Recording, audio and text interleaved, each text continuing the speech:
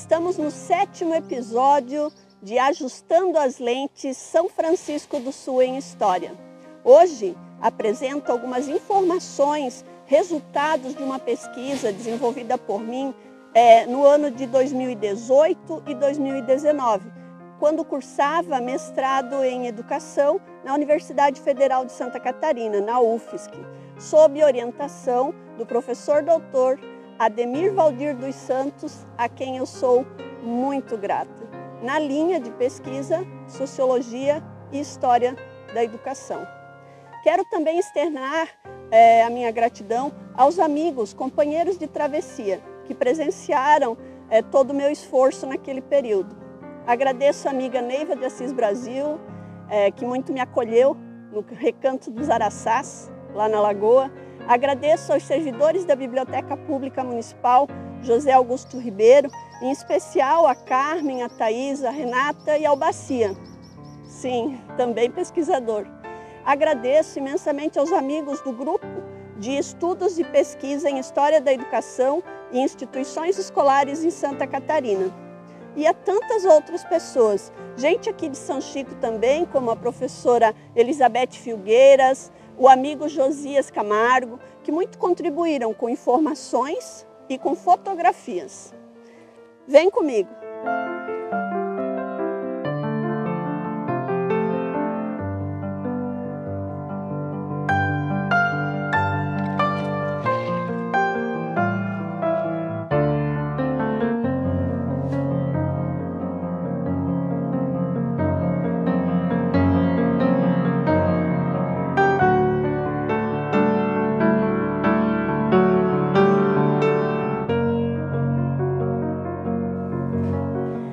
A dissertação de mestrado sobre História da Educação, da qual eu falo, é intitulada Histórias de Instituições Escolares em São Francisco do Sul, de 1835 a 1945. A escolha desse arco cronológico, que se estende por um século, tem uma relação muito importante para fazer uma análise, a partir do Brasil Império com o Brasil República, sendo que eu considerei, então, as primeiras décadas do século XX, dos anos de 1900. Obviamente, é uma pesquisa que apresenta lacunas, por falta até de documentação. Foi uma pesquisa de caráter histórico, em fontes documentais, onde eu pesquisei em bases digitais, jornais, muitos jornais da hemeroteca, da Biblioteca Pública do Estado, jornais antigos, que vão de 1800 a 1947. Muitas fotografias, livros de inspeção, livros de exames, livros de assentamentos de professores, onde os professores eram nomeados para as regiões do Estado. Pesquisei, então, juntamente ao Arquivo Histórico Público Histórico em Florianópolis, o Arquivo Histórico de Santa Catarina. E muita pesquisa aqui também, na Biblioteca Pública, onde a gente tem um bom acervo de relatórios sobre as leis orçamentárias, o quanto foi investido em educação, principalmente no primeiro quartel do século XX. Então vamos lá, trouxe aqui minhas anotações, porque são muitos nomes, números, enfim, e vou acabar, para não me perder, então vou tentar fazer aqui uma linha histórica com as tipologias de escolas que se apresentam em nosso município nesse período, de 1835 a 1945.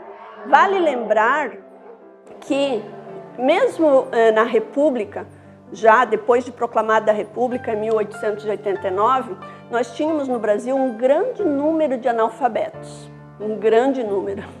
E, conjugado aos ideais republicanos, estava colocar o Brasil no rol dos países modernos. Como ser um país moderno com um grande número de analfabetos?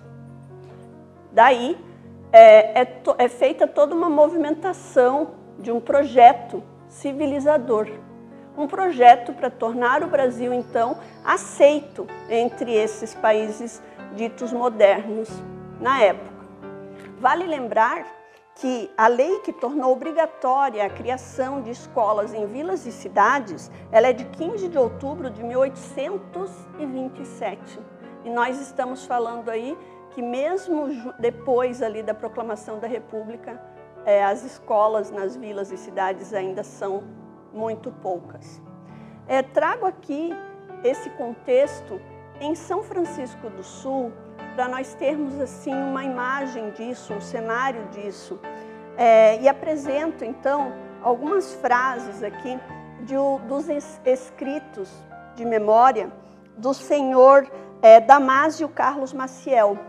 Ele escreveu um pequeno caderno com suas memórias de 1878 a 1900. Esse senhor, ele nasceu na beira da Lagoa do Acaraí e ele conta nas suas memórias que não haviam escolas em São Francisco e se haviam eram muito poucas. E ele diz, nesse tempo, em toda a zona que nós habitávamos, não tinha uma só pessoa que soubesse ler. Mesmo os fazendeiros, os homens de escravaturas, não sabiam, nem seus filhos. Quando por acaso recebiam uma carta de outro lugar, eram obrigados a ir à cidade para mandar ler. Mesmo que fosse assinar qualquer documento que seja de compra ou venda de escravo, tinham que ir à cidade, pedir que alguém assinasse o rogo. Eu já pensava em ler. Um dia, lá na roça, perguntei para minha mãe, como é que se aprendia a ler? Ela me respondeu assim, meu filho, para os pobres é grande a dificuldade. Só os ricos é que podem ensinar os filhos a ler e escrever. Nas cidades e vilas maiores, justamente aqui, não temos escola. Os pobres não podem fazer isso. E com esta resposta, fiquei triste. Tornei a perguntar, depois de grande pensar, por quê? Porque é mais complicado as coisas da vida e por isso é mais difícil aprender a ler para quem é pobre? Não é assim, meu filho, minha mãe respondeu. Mas aí ela me animou e ela disse, se tu tens essa vontade, Deus há de nos ajudar e de haver maneiras de você aprender a ler. Então, no segmento das memórias, ele vai contando que apareceu pela região de Tapera, lá na beira da Lagoa do Acaraí, um senhor já meio idoso, desses que, segundo ele, parecia ter vindo das guerras do Oriente, da Guerra do Paraguai, de uma dessas guerras. E esse homem sabia ler e escrever. Então, os pais do senhor Damásio pagaram a ele um valor mensal para que ele ensinasse o senhor Damásio Carlos Maciel a ler e a escrever. E logo ele se torna um lente. E o que significa ser um lente? Como ele mesmo diz, né, nas memórias. Significa ser uma pessoa letrada, uma pessoa que tem um conhecimento a mais. E ele se torna então professor. Só para a gente perceber o contexto desse período. Então, os resultados. Durante a pesquisa, as fontes foram interrogadas. E eu brinco que as fontes foram interrogadas, né, foram investigadas. E a gente constatou que no dia 14 de maio de 1835 foi autorizada a criação de uma escola do sexo feminino. Isso é um fato, mas infelizmente não encontramos documentação precisa sobre essa escola. Em 1876 são criadas 2 escolas no distrito do Saí. 1887 são nomeados Joaquim Antônio Santiago e Clara Almeida de Santiago, também para o Saí, juntamente com o professor Joaquim de Paula Alves. Vamos aí percebendo que o distrito do Saí já haviam 2 escolas. A partir disso, a gente conseguiu encontrar informações também sobre a escola do Mestre Quincas, de 1882. O Mestre Quincas, que foi uma escola muito famosa, né, é o professor Joaquim Antônio Santiago. E nessa escola, ele e a esposa, a Clara Almeida de Santiago, lecionavam. Ele era o regente da turma dos meninos e ela da turma das meninas. Diz que, pelas informações encontradas, principalmente no livro de memória, Memórias de um Franciscano, do Arnaldo Santiago, ele conta que essa escola ficava próxima à igreja matriz, que era dividida os 2 salões, né, para os sexos, para as meninas e para os meninos, e que eles moravam na casa. A partir daí, nós temos, nesse mesmo período de 1882, uma famosa escola chamada Escola das Mestrinhas, que era regida pela Júlia Tovar Albuquerque, que, segundo o que eu investiguei, era uma professora que veio de Paranaguá. Próximo, então, dando sequência, final ali de 1800, daí a gente entra em 1900, e nós vamos ter, então, na cidade, a primeira escola confessional, em 1915, que é o Colégio Stella Matutina, o atual francisquense. Bom, é sabido que foi em 1915, por conta também de documentos, mas por uma entrevista feita pela professora Claurenice Vieira Caldeira, que juntamente com um grande intelectual chamado Arnoldo Alexandre, dirigiam, editavam e redigiam um jornal chamado Vozes da Juventude, no ano de 1947, onde a professora Claurenice entrevista a irmã Joaquina Bussarello. E a irmã Joaquina Bussarello, então, conta que as irmãs vieram para São Francisco do Sul no ano de 1915, se instalaram numa casa próximo à cadeia pública e elas dormiam na mesma sala onde lecionavam. Então, de manhã cedo, elas acordavam, arrumavam tudo para poder dar as aulas. E depois, então, é que foi construído o prédio novo, que elas se transferiram para aquele prédio monumental que nós conhecemos hoje, que na fachada, inclusive, está o ano de 1918. Mas por quê? Porque foi o ano da transferência da escola para lá. E, como eu disse, o Stella Matutina foi a primeira escola confessional, ligada a uma congregação cristã. Posteriormente, a gente tem, em 1918, o grupo escolar Felipe Schmidt. Aí a gente está falando da monumentalização de um prédio com o pé direito alto, que era todo um prédio monumental, simbólico. Isso era digamos assim, uma imagem do Brasil República. Tá? No jornal A Razão, de 1918, existe um edital de matrícula do Felipe Schmidt.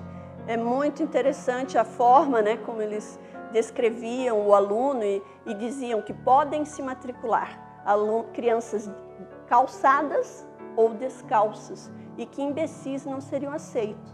Óbvio, isso faz parte de um contexto da época, né? Posteriormente, em 1925, a gente chega na Deutschschule, a escola alemã, a escola que recebeu o nome Venceslau Bueno, também depois. Em 1925, a comunidade luterana se instala em São Francisco do Sul, primeiramente na beira da praia, em uma casa que pertencia, na verdade, à Igreja Presbiteriana. E mais tarde, em 1933, a comunidade luterana compra esse terreno, essa chácara aqui onde fica a Casa das Palmeiras. E nesse salão onde nós estamos, funcionou a sala de aula da Deutschschule. Foi uma escola que alfabetizava em alemão, com cartilha em alemão, que então vai se constituindo ali a partir de 1933 com um bom número de alunos, que atendia não somente filhos de imigrantes alemães ou de descendentes, mas também brasileiros. Só que em 1938 a gente tem aí a grande campanha da nacionalização do ensino sob o governo do Getúlio Vargas. Então as escolas alemãs são fechadas, existe a proibição da língua alemã, da língua estrangeira em si. Os alemães são bem, digamos, perseguidos, investigados, são observados, né? Existia todo um contexto aí onde o Brasil logo em seguida entra na Segunda Guerra Mundial. Então, por conta disso, a escola alemã aqui também é fechada. Essa escola alemã, que funcionou aqui onde nós estamos, hoje esse prédio, essa casa, esse sítio, né, que pertenceu à comunidade luterana, ali em 1940 ele é vendido para a família Rino, por conta de todo o medo, de toda a insegurança, né, daquele contexto histórico. E hoje abriga o Instituto Babaé Tongá, um grande ponto cultural aqui na nossa cidade. Então, partindo da escola Deutschschule, a escola alemã, nós temos, posteriormente, ali em 1940, as escolas para filhos de trabalhadores portuários. Nós tínhamos aqui no asilo e orfanato, que ficava aqui na Barão do Rio Branco, um prédio lindo também, onde hoje está instalada a Polícia Militar. Nesse prédio ali funcionou a escola do Lloyd brasileiro. Era uma escola para os trabalhadores, para os filhos, perdão, dos trabalhadores. Mas tínhamos também escola no Sindicato da Estiva e da Terrestre. E essas escolas, principalmente a da Estiva, ela perdurou até os anos 60. Tá? E depois nós chegamos às escolas da colônia de pesca Z2 Nossa Senhora da Graça. A colônia de pescadores Z2 Nossa Senhora da Graça é instalada na cidade em 1921 por conta da campanha da institucionalização da pesca, onde a gente recebe a visita do almirante Frederico Vilar, que vem no cruzador Bonifácio, fazendo toda essa organização dos pescadores pelo litoral brasileiro.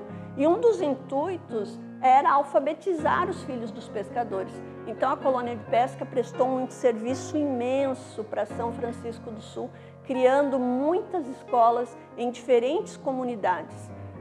Comunidades que naquela época eram, né, umas hoje já nem existem como comunidades, a gente só tem aí os nomes, né? Bupeva, a Figueira, na própria Ilha do Mel, que fica aqui mais ao sul, na Baía Babitonga, né, existia uma escola. E essas escolas da colônia possivelmente foram as que deram origem aos grupos escolares, como o da Enseada, que depois virou Nicola Batista, o do Paulas, que virou Anis Galberto, enfim, a do Rocio Pequeno, que mais tarde virou Vitor Konder. E por aí vai. Mas requer mais pesquisas também. E aí nós chegamos à última escola do período, que é também uma escola confessional, da mesma forma como a Estela Matutina, como a escola alemã da comunidade luterana. Então nós chegamos em 1935 na escola adventista, também de caráter confessional. A escola adventista de São Francisco, primeiramente ela é instalada na Rua Coronel Oliveira, onde tem o templo e uma sala de aula atrás, e ali são ministradas as aulas. Durante as pesquisas, o nome de uma professora, Dona Nair, foi muito citado. Nair de Miranda Maurer, ela foi muito lembrada nas pesquisas em relação à escola adventista. Então é isso, fecha-se aqui um campo, né, que não é totalmente, digamos, a pesquisa foi terminada, foi fechada, mas ela abre para novas possibilidades, né, a partir de 1945. Quem tiver interesse em ler toda a dissertação, ela está no repositório da UFSC, mas eu também a tenho em PDF, então nos comentários é só colocar ali o e-mail, eu envio, tá ok? Porque, obviamente, eu resumi aqui, são mais de 140 páginas, né, de 150 páginas, eu resumi no vídeo as informações mais importantes. Esteja à vontade para solicitar o PDF. Grata, muito agradecida, até a próxima!